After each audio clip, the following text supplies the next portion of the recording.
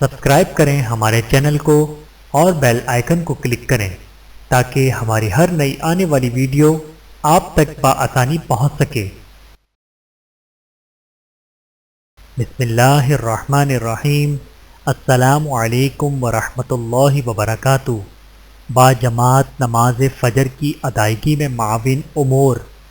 درج ذیل امور کے اہتمام سے فجر کی نماز باجماعت ادا کرنا آسان ہو جاتا ہے۔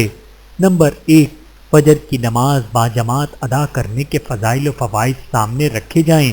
نمبر 2، فجر کی نماز باجماعت ادا نہ کرنے کی وعیدیں اور دنیاوی اخروی نقصانات بھی سامنے رکھے جائیں۔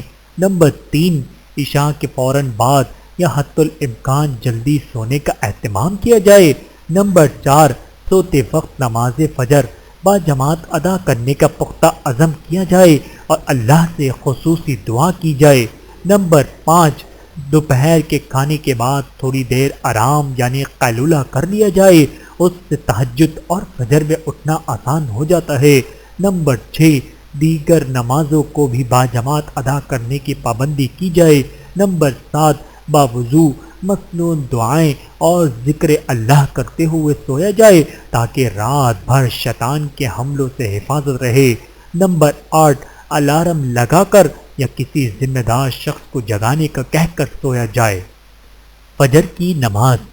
جب آپ فجر کی نماز ادا کرنے مسجد میں داخل ہوں اور آپ کو نمازیوں کی تعداد بہت کم معلوم ہو تو سمجھ لیں کہ سینکڑوں اور ہزاروں لوگوں میں سے اللہ نے آپ کا انتخاب فرمایا ہے، لہٰذا اس نعمت عظمیٰ پر اللہ تعالیٰ کا شکر ادا کریں اور اس عظیم نعمت پر استقامت کی دعا کریں۔